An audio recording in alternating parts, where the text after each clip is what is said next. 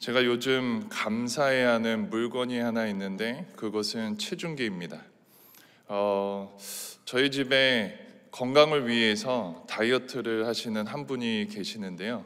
제가 집에 일찍 들어가서 저녁을 먹을 때면 분명히 다이어트를 하시는 거는 같은데 놀랍고 광대하게 식사를 하시는 그분을 보면서 깜짝 놀랄 때가 많이 있습니다. 근데 중요한 것은 이런 일이 계속 되풀이된다는 겁니다. 그리고 우리 자매님들, 우리 여성 성도님들은 잘 아시겠지만 그렇게 드시면서 하시는 얘기가 있지 않습니까? 이렇게 먹으면 살찌는데 라면서 계속 식사를 하십니다.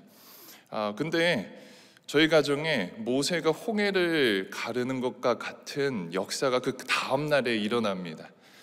그 역사는 어떻게 일어나냐면 그분께서 체중계에 올라가시고 난 뒤에 이렇게 고백하십니다. 살이 전혀 찌지 않았다. 가끔은 이전보다 더 빠졌다라고 이야기하시는 겁니다.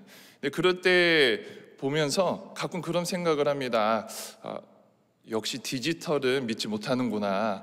체중계를 바꿔야 되나 라는 생각도 많이 하면서 북한이 해킹을 했나 우리 체중계를 라는 생각도 가끔 하게 됩니다. 여러분, 근데 그 체중계의 숫자를 보면서 안심하고 그 숫자 그대로 믿는 그분을 보면서 그런 생각을 한번 해 보았습니다. 우리도 하나님의 말씀에 이렇게 무게를 들고 흔들림 없이 살았으면 참 좋겠다.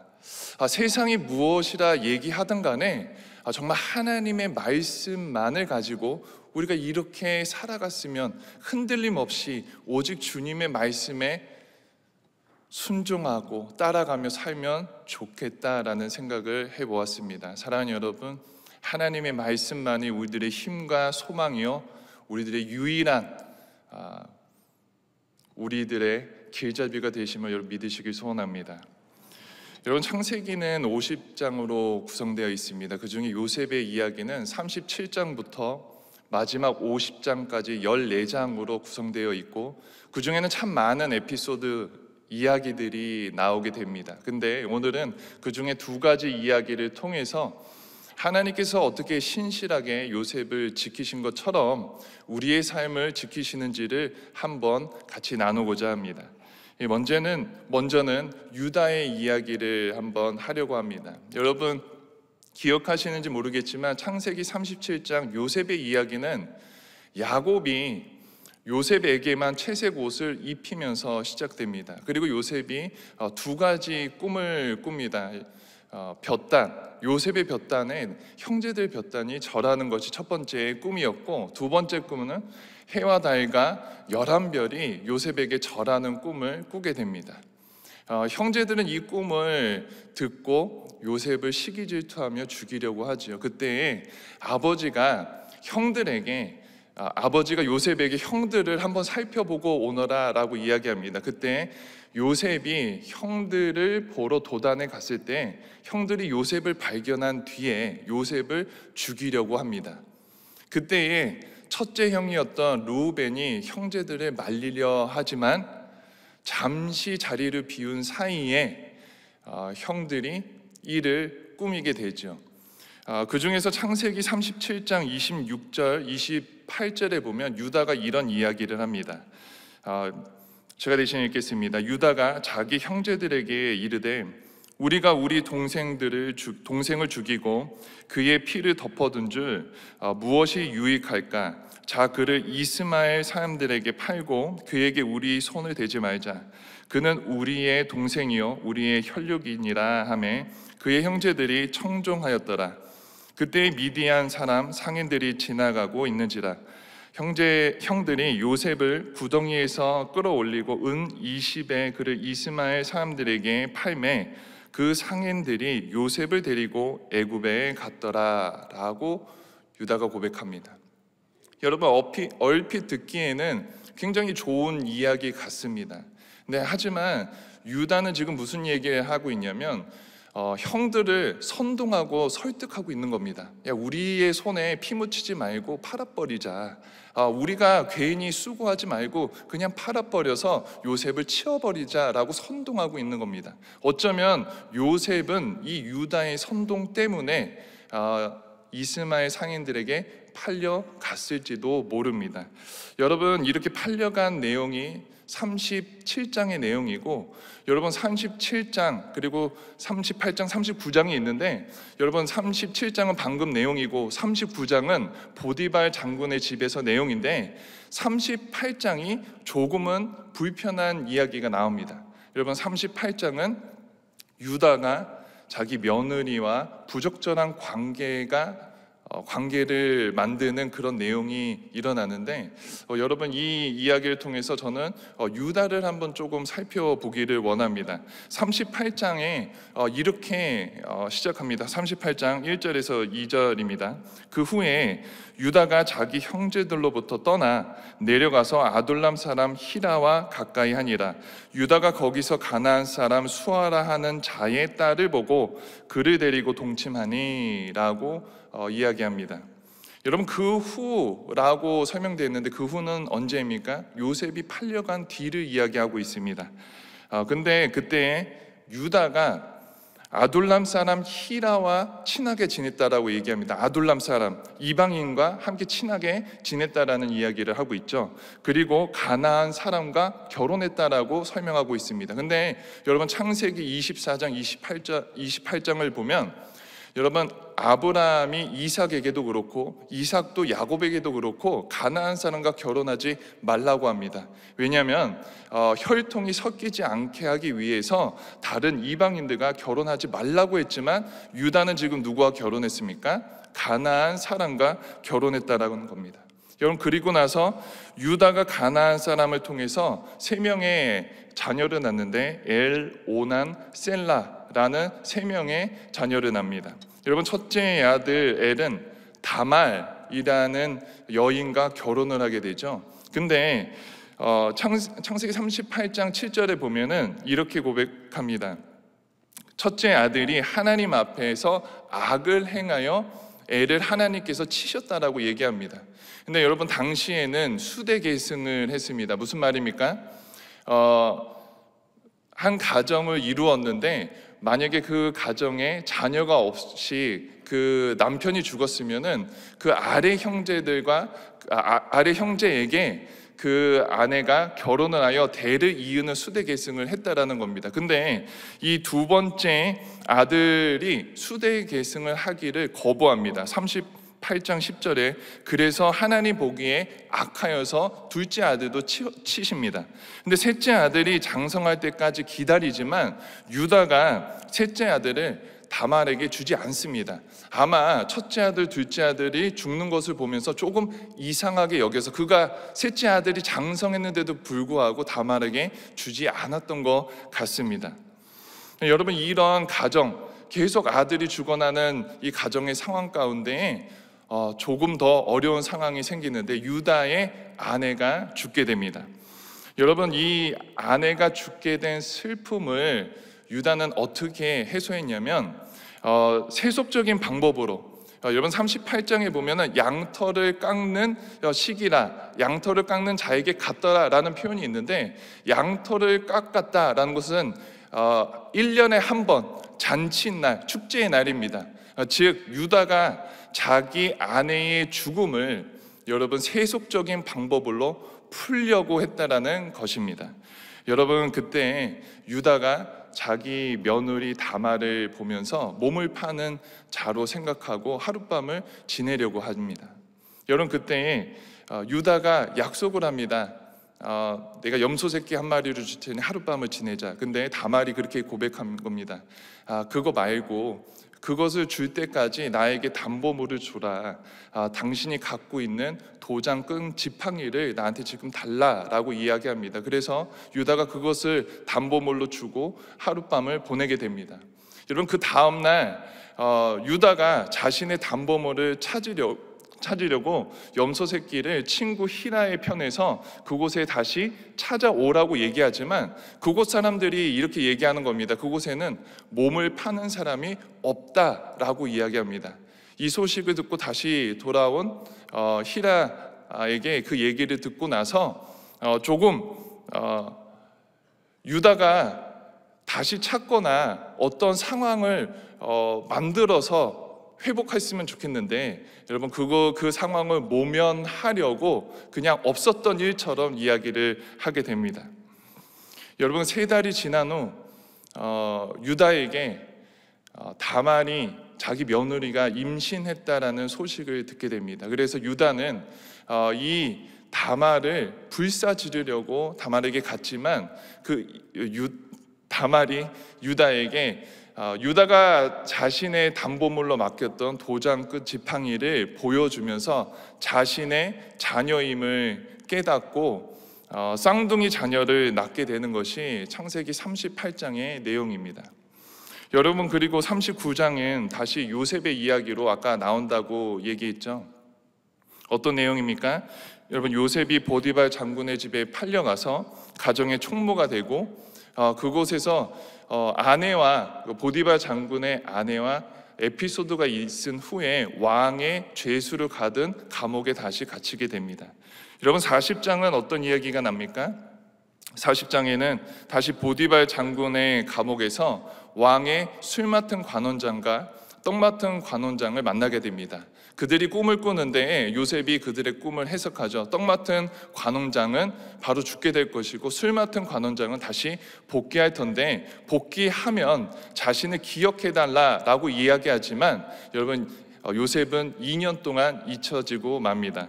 그리고 나서 41장에 보면은 애굽의 왕 바로가 2가지 꿈을 꾸게 됩니다.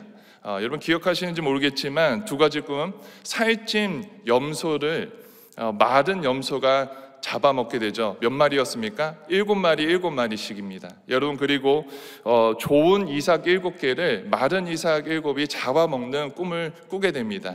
여러분, 이 꿈을 해석하려고 온 땅을 뒤졌지만 해석할 수 있는 사람이 없었죠. 그때 술 맡은 관원장이 요셉을 생각하게 됩니다.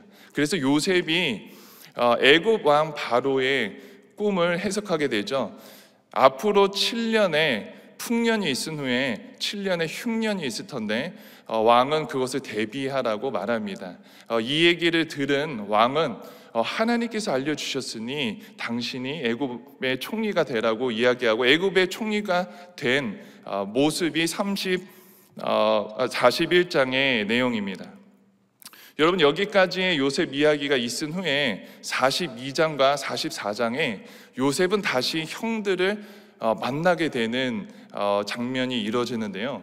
여러분, 요셉이 형들과 헤어지고 나서 다시 만날 때까지 여러분 21년 또는 22년의 시간이 걸렸습니다. 요셉의 나이는 38세에서 39세 정도의 나이가 됐는데 여러분 성경에 이 숫자가 나와 있습니다. 그래서 제가 잠깐 정리를 해드리려고 이 숫자가 이만큼 걸렸다는 숫자가 좀 중요해 갖고 같이 나누려고 하는데, 37장에 보면은 요셉이 17세가 되는 때에 꿈을 꾸고 이런 일이 벌어졌다라고 얘기합니다. 그리고 요셉이 30세가 되는 때에 애굽의 총리가 됐죠. 그러니까 30 빼기 17은 13입니다. 그 다음에 여러분 7년의 풍년이 있은 이후에 그 다음에 1년 또는 2년 때쯤에 아마 흉년이 있었을 겁니다. 그래서 7을 더하고 아마 1 또는 2를 더하면은 아마 21 또는 22가 되겠죠. 그래서 21 또는 22의 시간이 지난 이후에 요셉이 형들을 만나게 되었다라는 겁니다. 여러분 42장에서 형들을 만났을 때를 여러분 기억하십니까? 여러분 아마 흉년이 시작될 때 애굽을 제외하고 모든 지면에 굉장히 식량을 구하기 어려울 그때에 여러분 야곱이 형들에게 베냐민을 제외하고 식량을 구하러 애굽에 가라고 이야기합니다. 그래서 형들은 요셉 앞에 나아가게 되어 있는데, 여러분, 요셉은 형들을 알아보지만 형들은 요셉을 알아보지 못했다라는 겁니다. 그리고 나서 식량을 주고 여러분 다시 보내는데 그런 얘기를 하죠. 다시 올 때 베냐민이었다면 다시 올 생각, 식량을 구할 생각을 하지 말라라고 돌려보냅니다.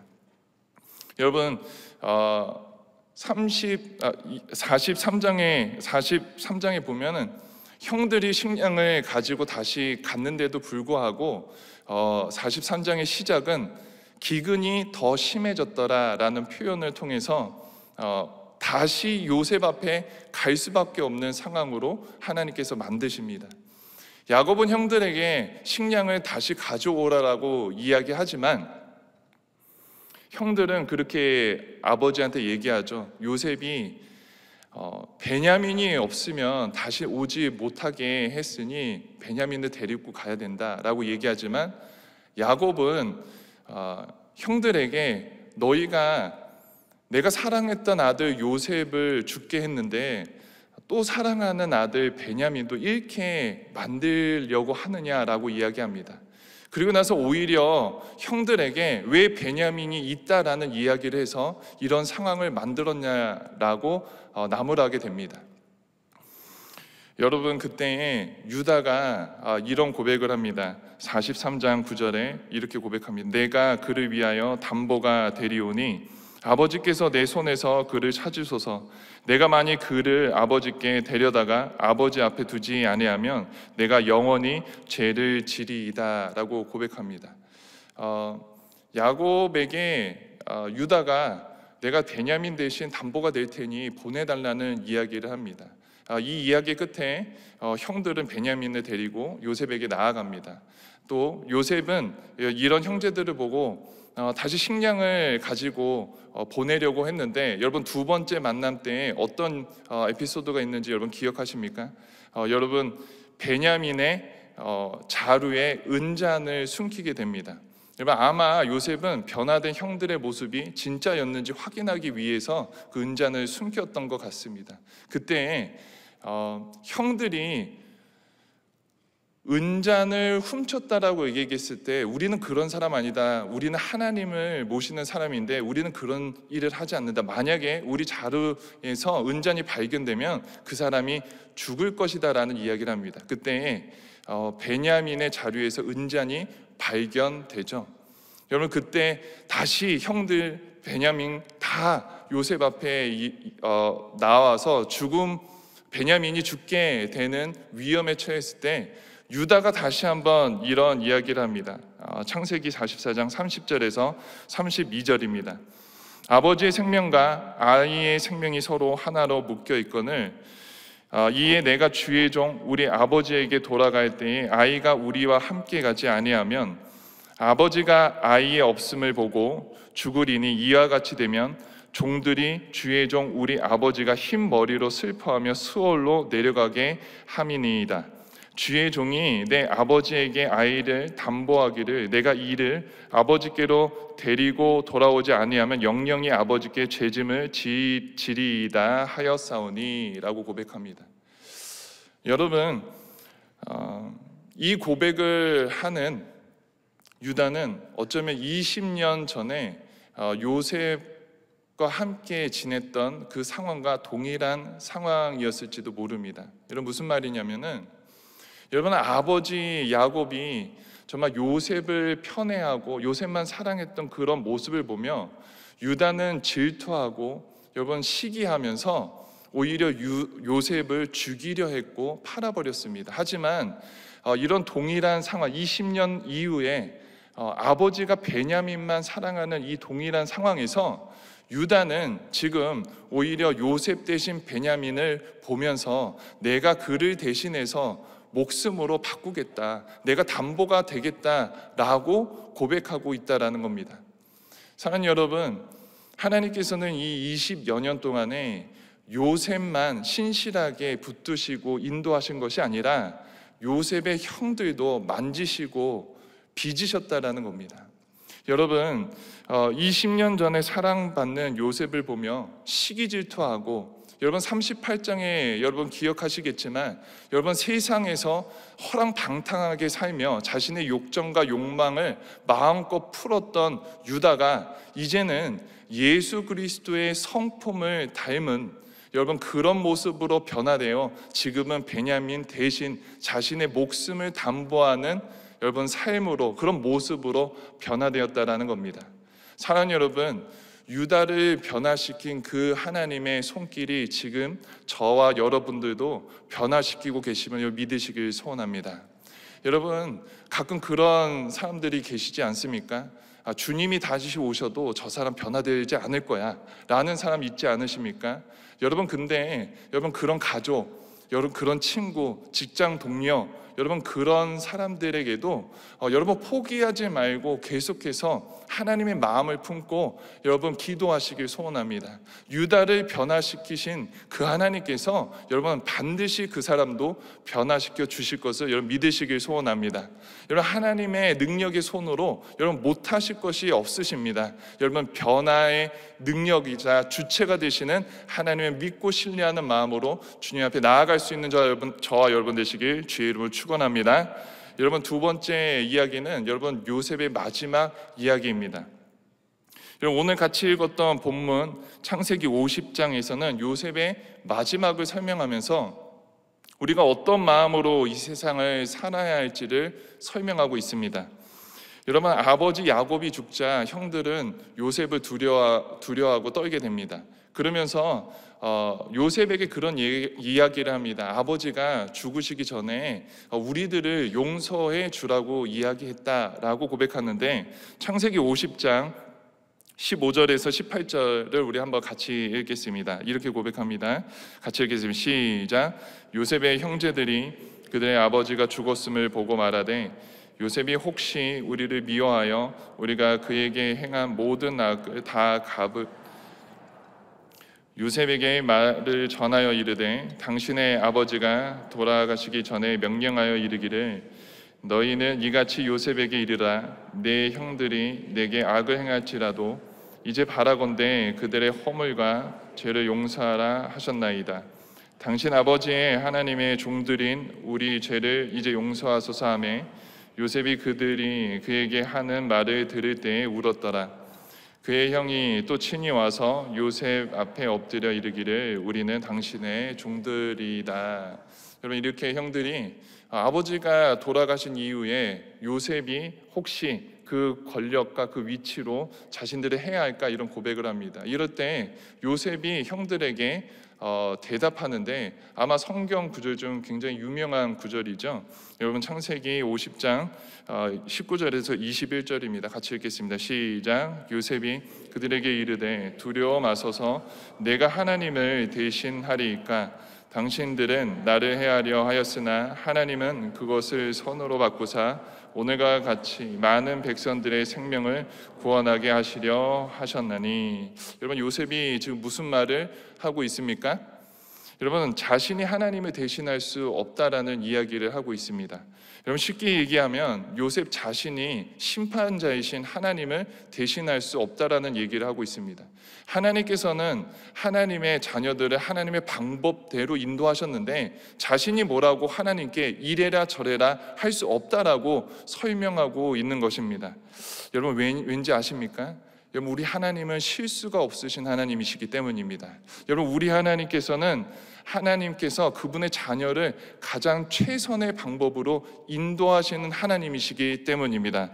사랑하는 여러분, 저희 모두가 어렵고 힘들고 곤란하고 원치 않는 상황에 놓일 때가 있습니다. 그럴 때에 여러분 저희 모두가 이 요셉의 고백, 우리가 하나님을 어찌 대신하리까 라고 고백할 수 있기를 간절히 소원합니다. 여러분 이 하나님을 대신하리까 라는 고백이 굉장히 유명해서 그렇지 요셉이 마지막에 한 저희가 함께 읽었던 오늘의 본문이 실질적으로 요셉의 마지막 유언입니다. 근데 이 이야기를 통해서 마무리하길 원하는데요. 창세기 50장 22절 26절을 저희가 한 번만 더 읽길 원합니다. 같이 읽겠습니다. 시작. 요셉이 그의 아버지의 가족과 함께 애굽에 거주하며 110세를 살며 에브라임의 자손 3대를 보았으며 므낫세의 아들도 요셉의 스라에서 양육되었더라. 요셉이 그의 형제들에게 이르되 나는 죽을 것이나 하나님이 당신들을 돌보시고 당신들을 이 땅에서 인도하여 내사 아브라함과 이삭과 야곱에게 맹세하신 땅에 이르게 하시리라 하고, 요셉이 또 이스라엘 자손에게 맹세시켜 이르기를 하나님이 반드시 당신들을 돌보시리니 여기서 내 해골을 메고 올라가겠다 하라 하였더라. 요셉이 110세의 죽음에 그의 몸에 향재료를 넣고 애굽에서 입간하였더라. 아멘. 여러분, 하나님께서 돌보십니다가 요셉의 마지막 유언입니다. 이게 우리 신앙인들에게는 이게 별거 아닌 이야기 같습니다. 하나님께서 돌보십니다. 근데 요셉에게는 엄청난 고백이었습니다. 여러분, 요셉이 30세에 총리가 되고 여러분 죽을 110세에 죽었다고 얘기하니까 80년 동안 총리를 한 겁니다. 여러분, 세계에서 최강대국의 실제적인 권력자로 80년을 살았으니 여러분 얼마나 그 영향력이 대단했겠습니까? 여러분, 요셉의 영향력이 어떠했는가를 잘 나타나는 구절이 창세기 50장 초반부에 나타나는데 요셉의 아버지 야곱이 죽을 때입니다. 여러분, 성경을 이렇게 고백합니다. 제가 대신 읽겠습니다. 50장 1절에서 3절입니다. 요셉이 그의 아버지 얼굴에 굽으려 울며 입맞추고 그 수종드는 의원에게 명하여 아버지의 몸을 향으로 처리하게 하며 의원이 이스라엘에게 그대로 하되 40일이 걸렸으니 향으로 처리하는 데에 이 날수가 걸림이며 애국 사람들은 70일 동안 그를 위하여 곡하였더라 라고 고백합니다. 여러분, 요셉이 죽은 게 아니라 요셉의 아버지 야곱이 죽었는데 여러분 며칠 동안 애굽 사람들이 곡했다고 이야기합니까? 여러분 70일, 7일이 아니고 여러분 70일 동안 애곡했다라고 이야기합니다. 여기서 끝난 것이 아니라 그 이후에 창세기 50장 6절에서 9절에 보면 그 영향력을 더 실감하게 이야기하는데요. 이렇게 고백합니다. 바로가 이르되 그가 내게 시킨 맹세대로 올라가서 내 아버지를 장사하라. 요셉이 자기 아버지를 장사하러 올라가니 바로의 모든 신하, 바로 궁의 원로들과 애굽 땅의 모든 원로와 요셉의 온 집과 그의 형제들과 그의 아버지의 집이 그와 함께 올라가고 그들의 어린 아이들과 양떼와 소떼만 고센 땅에 남겼으며 병거와 기병이 요셉을 따라 올라가니 그때가 심히 컸더라 라고 고백합니다. 여러분, 바로에게 요셉이 이야기하는 겁니다. 나의 아버지를 장사하게 해주세요. 제가 내려가겠습니다 했더니 바로가 승낙하면서 했던 장면이 설명하고 있는데요. 여러분, 바로의 모든 신하들, 바로 궁의 원로들, 애굽의 원로들이 요셉을 따라갔다라는 겁니다. 그리고 그 물결이 병과 기병이 심히 많았다라고 이야기하니 여러분, 요셉의 영향력이 얼마나 대단했겠습니까? 여러분, 근데 이렇게 영향력이 많았던 요셉의 마지막이 뭐라고 고백했다라는 겁니까? 하나님께서 돌보십니다. 여러분, 제가 대신 50장 24절에서 25절을 읽겠습니다. 요셉이 그의 형제들에게 이르되 나는 죽을 것이나 하나님이 당신들을 돌보시고 당신들을 이 땅에서 인도하여 내사 아브라함과 이삭과 야곱에게 맹세하신 땅에 이르게 하시리라 하고, 요셉이 또 이스라엘 자손들에게 맹세시켜 이르기를 하나님이 반드시 당신들을 돌보시리니. 여러분, 제가 만약에 이 요셉의 환경에 있었다라면, 만약에 제 영향력으로 일했다라면, 만약에 제 마지막, 제 삶의 끝에 제 자녀를 불러서 저는 이렇게 고백하지 않을 것 같습니다. 제 자녀에게 야, 너 할아버지 죽을 때 봤지? 내 영향력으로 너는 평생 내가 죽더라도 너의 재산, 너의 위치, 환경, 너는 걱정 없을 거야 라고 고백했을 텐데, 요셉은 그 마지막을 그렇게 고백하지 않고 하나님께서 돌보실 것이라고 고백합니다. 여러분, 왜 그럽니까? 요셉이 110세까지 살아보니 자신의 삶을 이끌었던 것은 재물도 아니고 권력도 아니고 여러분 그 어떠한 것도 아니고 하나님이셨다라는 것을 이야기하고 있는 겁니다. 돌아보니 하나님께서 신실하셨고, 돌아보니 나의 하나님께서 참 너무나도 신실하게 나의 삶을 지키시고 보호해 주시고 이끌었다라고 요셉은 간증하고 있다라는 겁니다. 사랑하는 여러분, 저와 여러분들의 마지막 고백이 이 요셉의 고백이 되길 원합니다. 돌아봤더니 정말 우리 하나님 신실하셨다. 돌아봤더니 우리 하나님 진짜 살아계셨다. 돌아봤더니 우리 하나님이 돌보셨다라고 고백할 수 있는 저와 여러분 되시길 간절히 소원합니다. 사랑하는 여러분, 우리 인생 가운데 참 많은 상황에 놓이게 됩니다. 여러분, 어떠한 환경 가운데 여러분들이 놓이셨는지 저는 다 알지 못하지만 여러분, 이 요셉의 고백이 위로가 되셨으면 좋겠습니다. 여러분, 그 어떠한 상황 가운데 놓이더라도 하나님께서 돌보실 것이고 하나님께서는 약속하신 것을 반드시 지키시는 분이심을 여러분 기억하시길 간절히 소원합니다. 기도하겠습니다. 사랑의 하나님, 어제도 오늘도 영원토록 변함없으신 주님을 찬양합니다. 세상에서 가장 방황하던 유다를 변화시키신 하나님, 우리를 변화시켜 주옵소서. 우리 가정을 변화시켜 주옵소서. 우리 직장과 동료, 우리들의 공동체를 변화시켜 주옵소서. 특별히 이 나라 이민족 가운데 새 일을 행하여 주옵소서. 하나님, 요셉의 삶을 신실하게 붙드신 그 하나님께서 우리들의 삶을 붙드실 걸 간절히 소망하며 살아계신 우리 구주 예수 그리스도의 이름으로 간절히 기도드립니다.